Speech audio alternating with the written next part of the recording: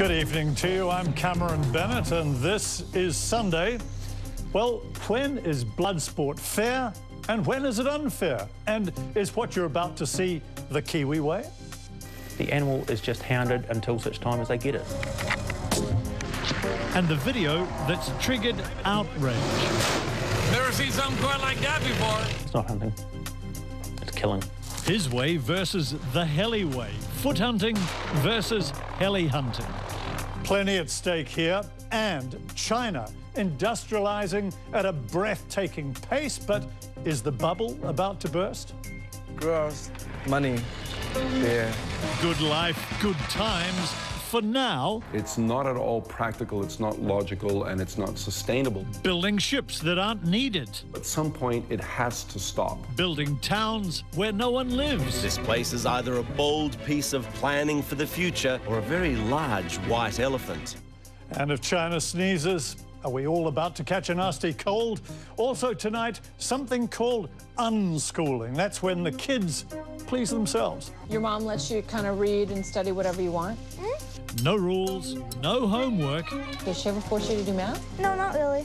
Hands-off parenting, completely hands-off. People, they'll ask me, how do your kids learn if they're having fun all day? Good question.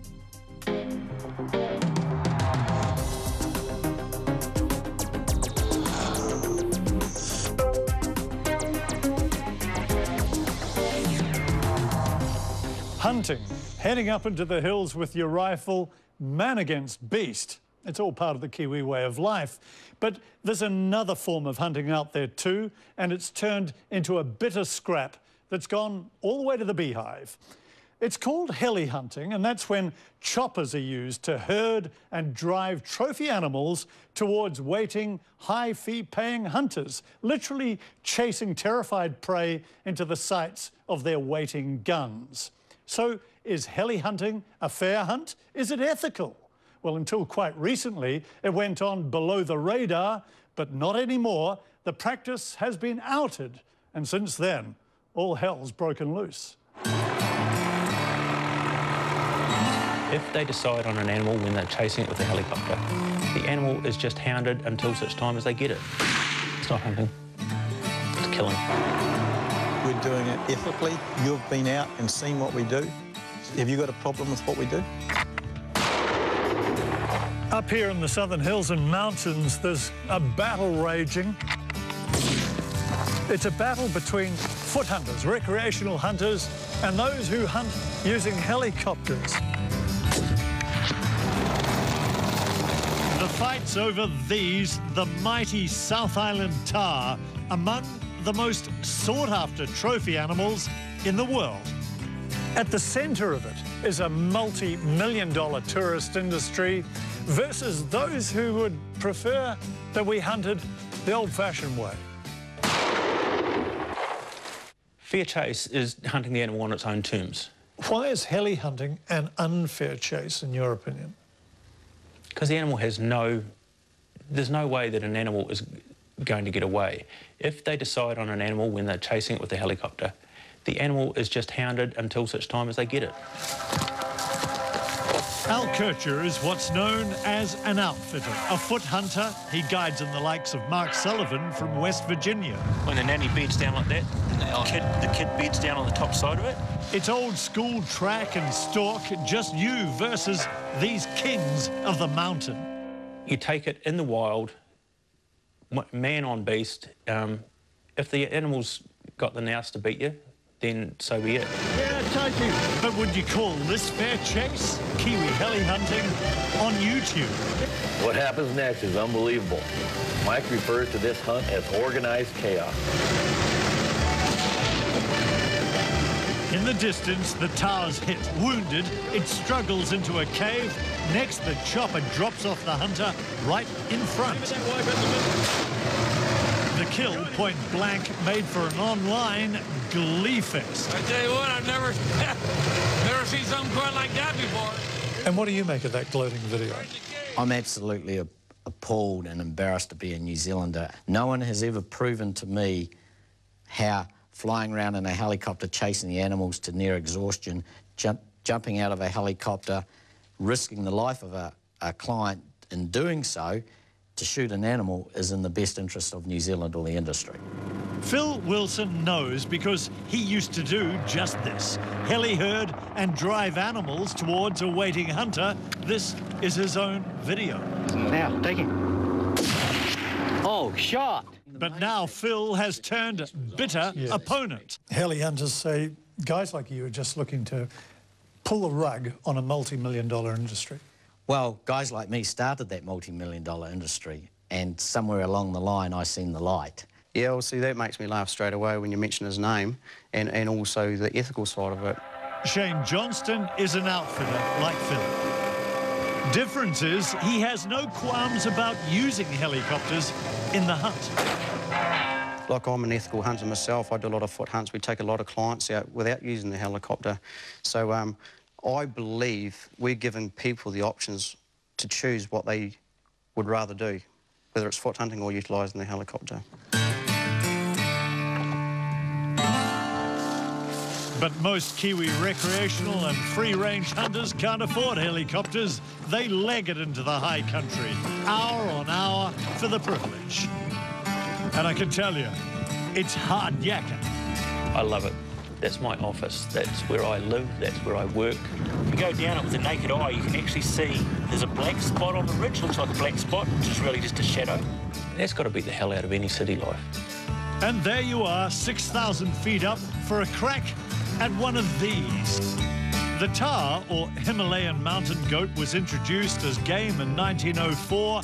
Now they're out of hand and officially a pest.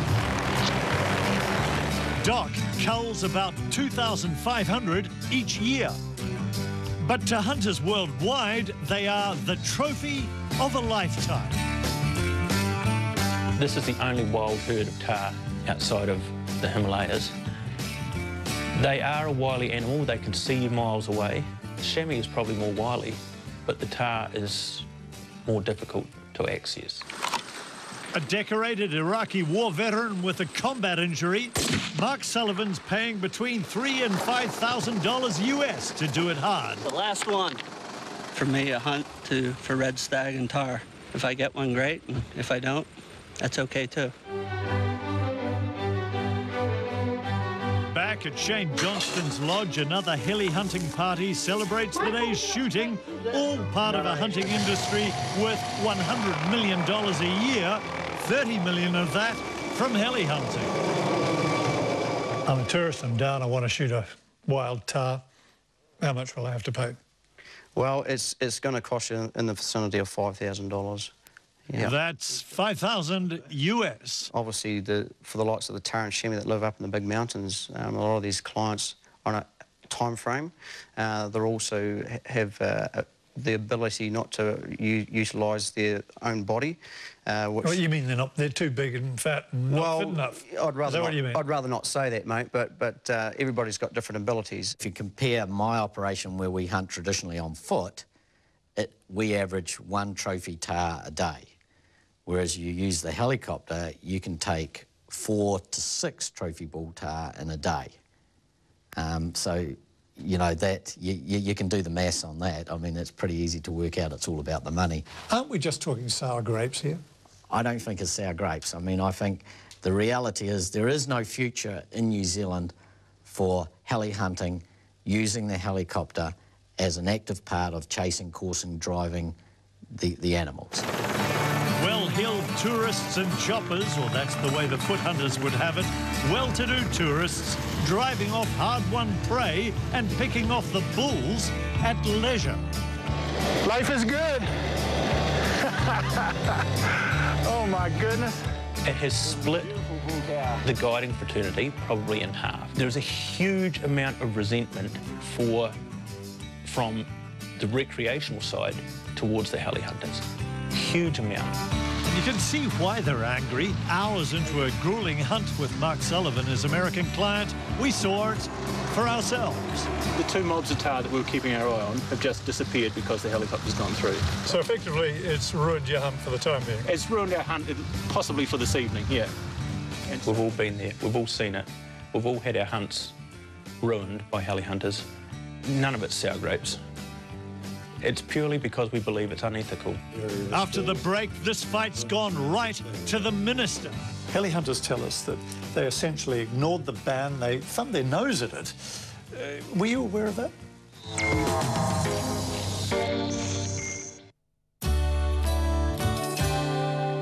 If you get heartburn or acid reflux twice a week or more, you might not be treating the source of the problem. But now you can. Simply ask your pharmacist for Losec. It treats heartburn and acid reflux at its root cause. Losec doesn't just temporarily neutralize acid like other treatments. It regulates the amount of acid your stomach produces. Less acid means symptoms won't come back, giving you 24-hour relief. Losec, now available directly from your pharmacist without prescription. If you have to take medication on a regular basis, it can be tricky knowing what to take and when, especially away from home. The Medico Pack makes taking medicine a lot easier and safer. Your pharmacist prepares all your medicine into pre-packed, ready-to-take doses. You take the right medicine on the right day at the right time. With tear-off doses, Medico Pack is also portable and discreet, so you can take your medicine anywhere. Ask your pharmacist for a Medico Pack.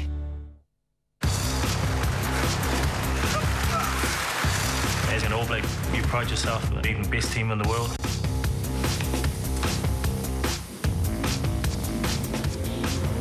After a loss, you'd see, what it means to the guys. Keep working, boys. When you lose, in that change room, it's the last place that you want to be. Take it to heart most of the time and get away from the boys as much as I can. Just try to get my head around it. And take a look at yourself and figure out what you were doing wrong, what you could do better. You do learn a lot from it. You train even harder. You're definitely going to put everything into it. You do everything you possibly can to turn it around.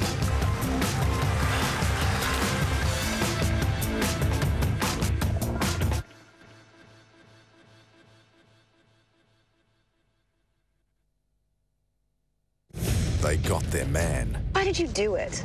You wouldn't understand. Try me. But that was just the beginning. There's been an accident.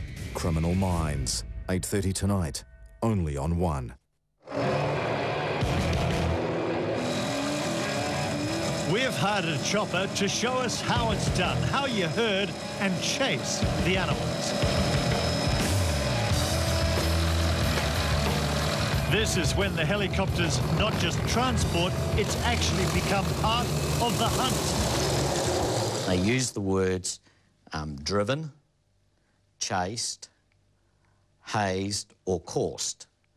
All those words basically mean the same thing, that the helicopter is actually chasing the animal into a position where it can be shot by the hunter. But the men with the machines, like Doug Maxwell, he's also a keen hunter, ask, what's the problem? Well, that's just part of the business. What you do is you put the client where you think the animal's going to run and help the animal go to that spot. Do heli hunters actually chase and exhaust animals into submission? No, I would definitely disagree with that. With our operations, we don't want to do that, and it's totally unethical that we would do it.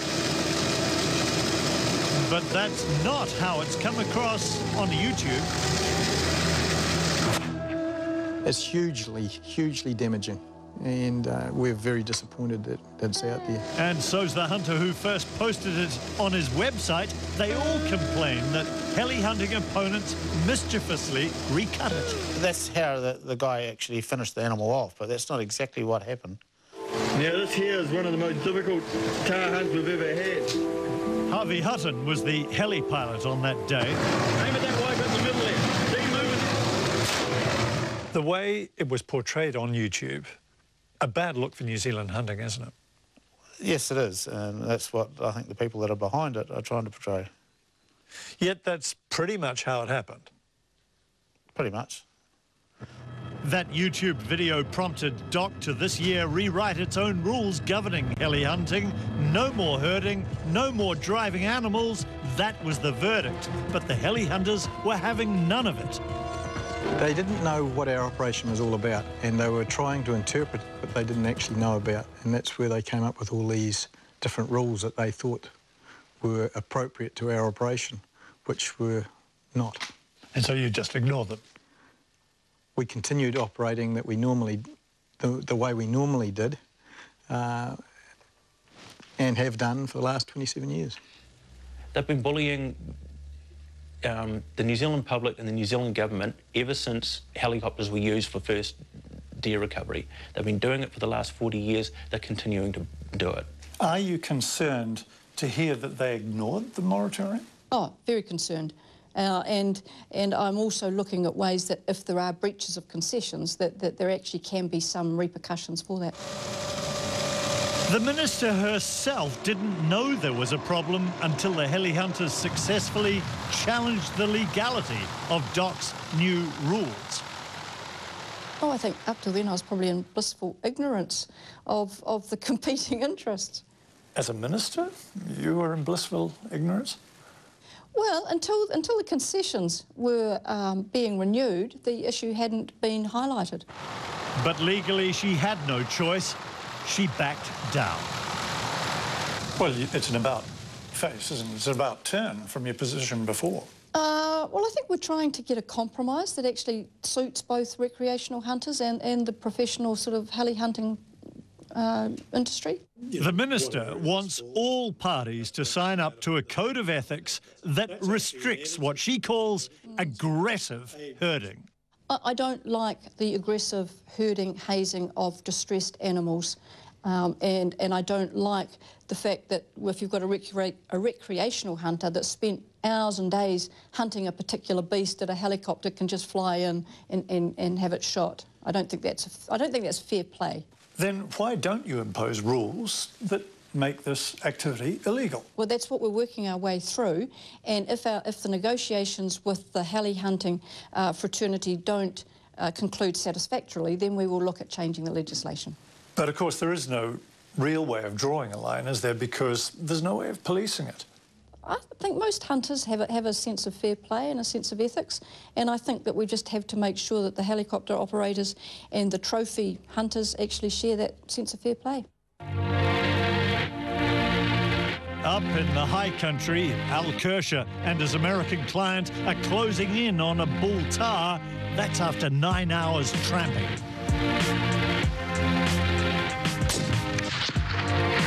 You beauty. You beauty. It may have cost him thousands of dollars, but for American Mark Sullivan, it's money well spent. Oh, I couldn't have asked for a better one. A lifetime one. We earned this one. So there it is. Another day in the office for Al Kershaw, then back down the mountain with 80 pounds of tar on his back. It will have been 17 punishing hours, start to finish. So how will this high country fight end? Al's way or the heli way? As a free-range hunter, we are up against it, and to me it's a fight worth fighting. One week I think we're winning, the next week I think we're losing. At this point I don't honestly know. Well, that's been the business for the last 27 years, and we've never had any problems until the last 2 or 3 that some people have decided to try and stop us. The Conservation Minister expects to have some new guidelines in place by the end of the year. But the foot hunters are insisting on sharing in any decision-making. That's after the Minister's apparent about turn. Later in the programme, something called unschooling, and it's just that. No textbooks, no homework, no tests, just the kids pleasing themselves. It's hands-off school, hands-off parenting, completely hands-off, and believe it or not, it's got growing support out there. But next, China, the economic juggernaut that just keeps rolling on. But does the overcapacity and overproduction mean the Chinese economic bubble is about to burst? Growth, money, beer. It's not at all practical, it's not logical, and it's not sustainable.